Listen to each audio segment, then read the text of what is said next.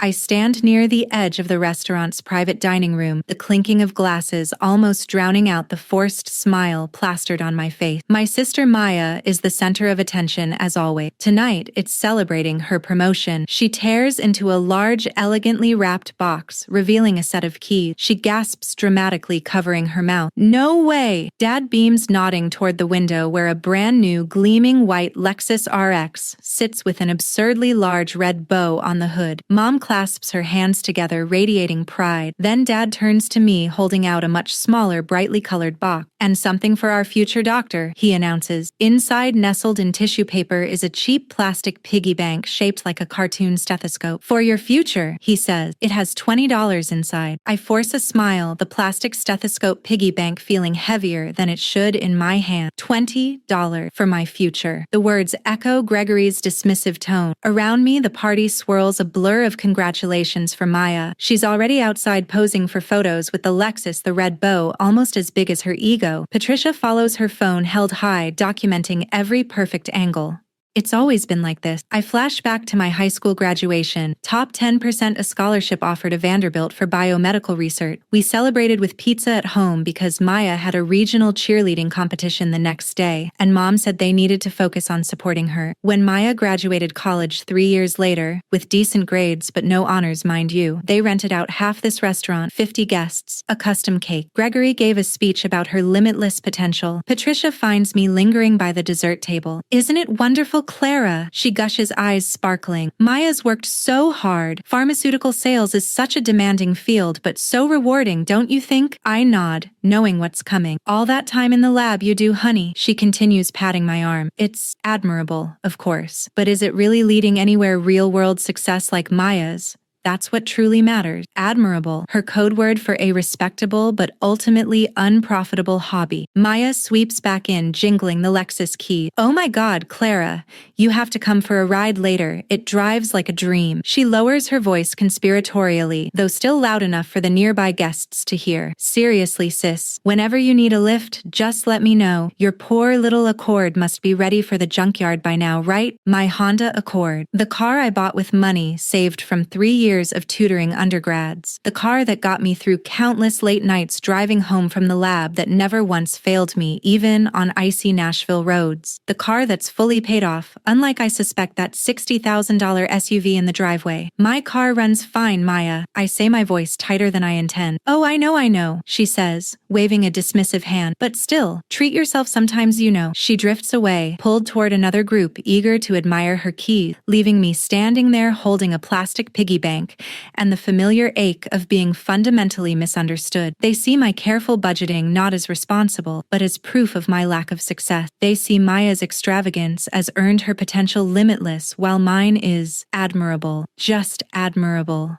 I get back to my apartment later that night, the plastic piggy bank clutched in my hand. It feels absurdly light. I sit at my small kitchen table and pry open the stopper. The two $10 bills fall out, looking insignificant under the harsh kitchen light. Gregory's voice echoes in my head, for your future. $20? While Maya got a $60,000 SUV. The humiliation washes over me again, cold and sharp. Why didn't I say something? Why didn't I throw it back in his face? Why do I always just take it? It's not weakness, not really. Or maybe it is, but it's a weakness forged over years of trying to survive in their world. You learn growing up like this that rocking the boat doesn't get you anywhere. It just gets you wet. You learn to make yourself small agreeable. You learn that your needs come second or third or not at all. It becomes a habit this compliant. It feels safer to swallow the hurt than to risk the explosion that comes with speaking up. You tell yourself it's not that bad, that you're being too sensitive, that maybe they're right. You build these invisible chains around yourself, link by link. Each small compromise,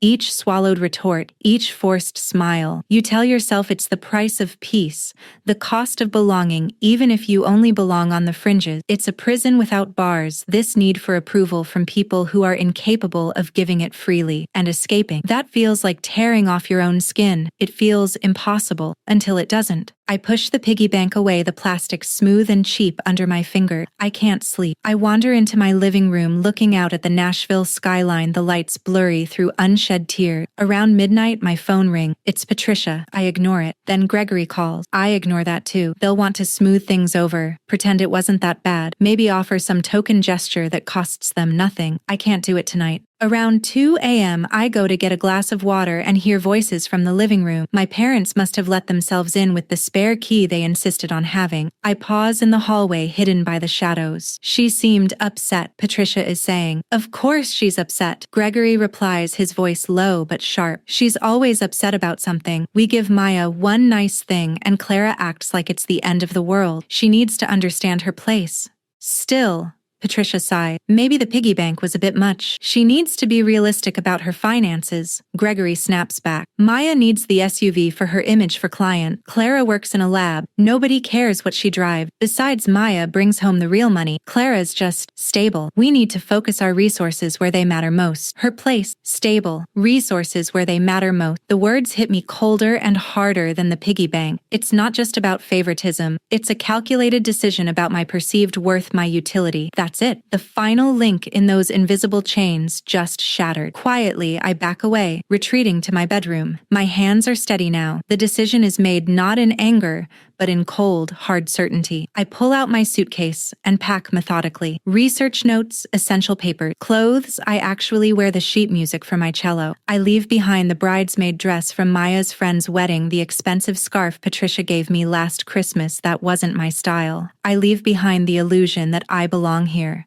At 3:30 a.m., I walk through the silent apartment. On the kitchen counter next to their spare key, which I place deliberately beside it, I leave the piggy bank. The $20 are tucked back inside. A final, silent statement. I lock the door behind me, the click echoing in the pre-dawn quiet. My Honda Accord starts reliably, as always. As I pull out of the parking lot, I don't look back. Nashville's lights recede in my rearview mirror. I point the car south toward Atlanta, toward Tatum, toward a future I'll build myself far away from their crushing expectations and calculated dismissal. The road is dark, but for the first time in a long time, I feel a flicker of light ahead. The drive to Atlanta felt like shedding a heavy coat I didn't know I was wearing. Tatum met me at her apartment door with open arms and no questions, just a warm hug and a key to her spare room. Stay as long as you need, she'd said, and for the first time in days, I could actually breathe. The guest room looked out over Piedmont Park Green and sprawling a world away from the manicured lawns and judgmental eyes of my Nashville neighborhood. Finding work was surprisingly fast. My resume, filled with research projects and publications my family had barely glanced at, spoke for itself here. I interviewed at a prestigious research institute connected with Emory, and within a week, I had an offer. A real offer with a salary that reflected my qualifications, working on a project studying genomic sequencing for rare diseases. Dr. Ramirez, my new supervisor, actually read my thesis, asked detailed questions, treated me like a colleague, not a curiosity. Tatum helped me find my own place after a month, a small one-bedroom near Decatur, with enough space for my cello in the living room corner. The first night I unpacked it, Rosine the bow, and drew it across the string. The deep, resonant sound filled the quiet apartment. It wasn't the hesitant, almost apologetic playing I used to do back home, worried about disturbing Gregory or interrupting whatever Maya was doing. This was just for me. Sound-filling space, that was mine. Atlanta felt different. People smiled on the street. Colleagues invited me for coffee, genuinely interested in my research, not just making polite conversation before pivoting back to themselves. I started exploring the city on weekends,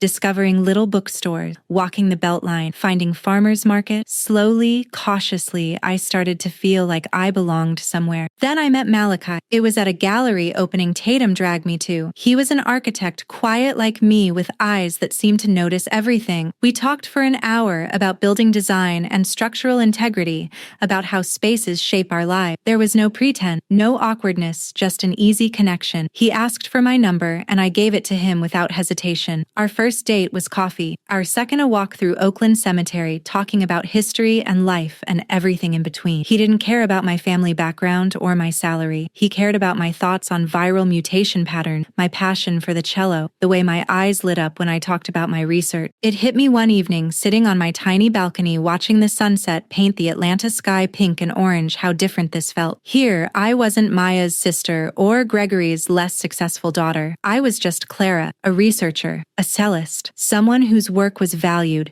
whose thoughts were interesting, whose presence wasn't conditional on fitting into someone else's narrative. The constant background noise of comparison and judgment that had hummed beneath my life in Nashville was gone, replaced by a quiet confidence I didn't know I possessed. I was finding solid ground, and it felt like home. Months blurred into a rhythm that felt blessedly normal. Work at the Institute was challenging and fulfilling. My project was showing promising results, and Dr. Ramirez hinted at presenting our findings at a major conference next spring. Malachi and I fell into an easy routine. Dinners at my place, exploring Atlanta's neighborhoods on weekends, quiet evenings where we'd read side by side or he'd sketch while I practiced cello. He respected my need for space, my sometimes guarded nature, never pushing for details about the family I rarely mentioned. The calls from Nashville hadn't stopped entirely, but they'd lessened in frequency. Patricia usually called midweek, her tone overly bright, inquiring vaguely about my well-being before inevitably mentioning some unexpected expense. A leaky roof, a sudden car repair, followed by a hesitant, "We were just wondering if you might be able to help out a little this month." I learned to deflect politely but firmly. "I'm sorry, Mom, things are tight right now," became my standard reply, followed by a quick change of subject. Gregory occasionally texted usually curt demands for a callback, which I ignored. Maya's Instagram remained a curated feed of perfection. Lavish brunches, weekend getaways,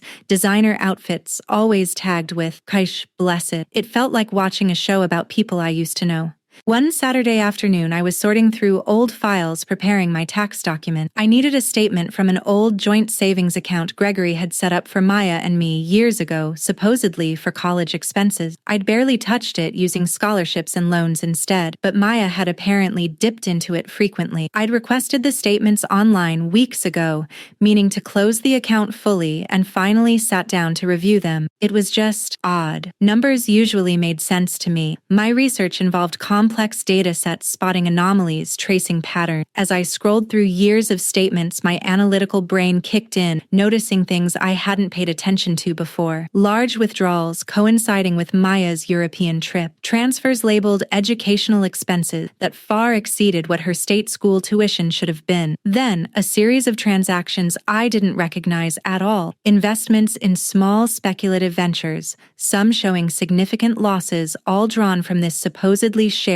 account. I cross-referenced dates with emails with Maya's social media posts from those years. The expensive camera she got for her photography hobby, purchased the same week a large sum was withdrawn. The down payment assistance for her first condo, another significant transfer just days before. And those risky investments, they seemed to benefit Gregory's business associates, not us. It wasn't just that they'd spent the money, it was how they'd spent it, disproportionately on Maya, while claiming funds were tight when I'd needed help. And worse, Gregory seemed to have used this joint account almost like a personal slush fund, diverting money meant for our futures into questionable ventures. It wasn't just emotional neglect. It felt like a deliberate financial sidelining. The scholarship I'd worked so hard for wasn't just a point of pride. It had been a necessity created in part by their choices. The $20 piggy bank wasn't just an insult. It was a symbol of how little they'd ever truly invested in my future compared to Maya's. The hurt I felt was different this time, sharper, colder. This wasn't about feelings being dismissed. This was about opportunities potentially lost, about a trust fundamentally broken. The last vestiges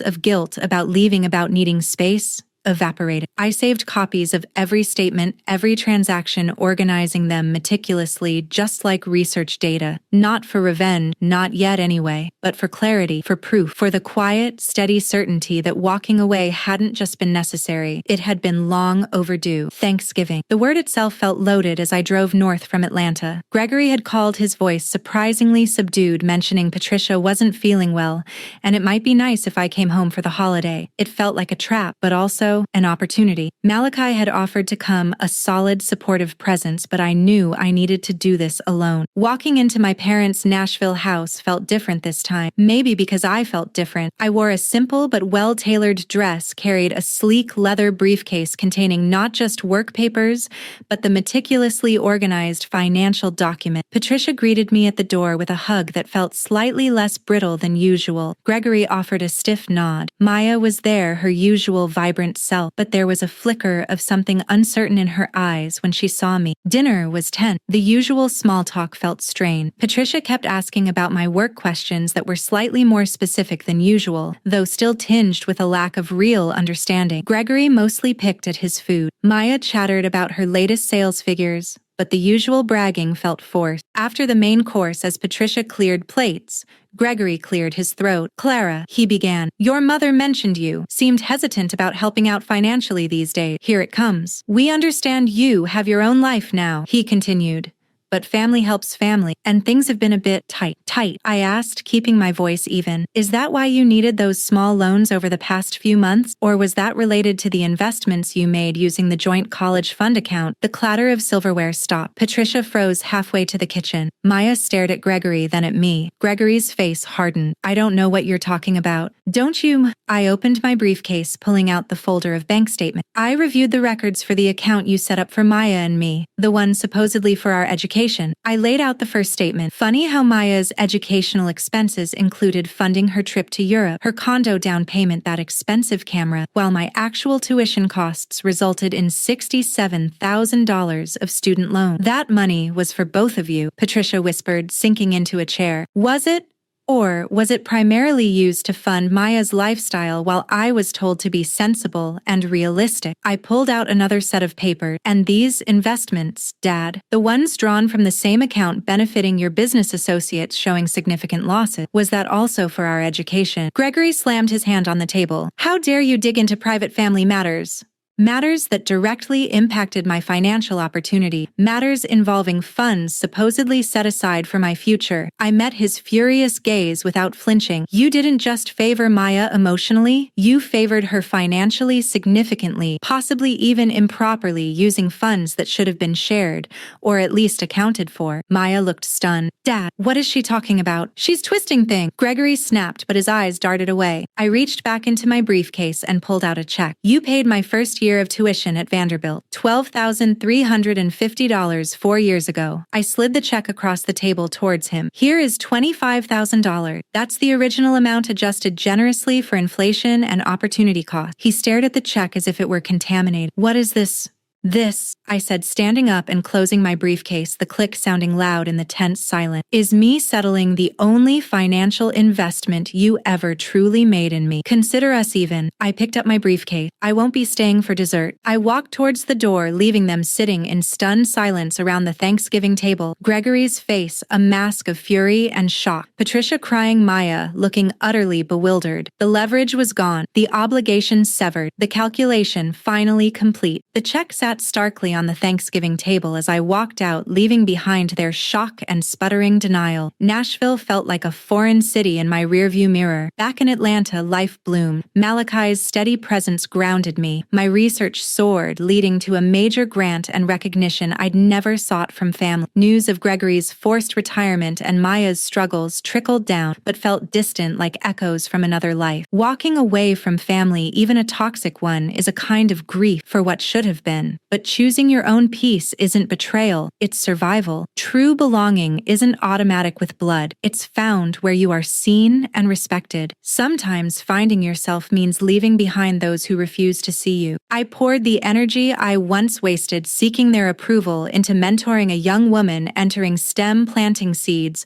for a future brighter than my past. Sitting on my balcony months later, the Nashville noise replaced by Atlanta's quiet hum, peace, settled deep. The reckoning wasn't about winning against them, it was about reclaiming myself. Free from their expectations, defined by my own choices, I was finally home.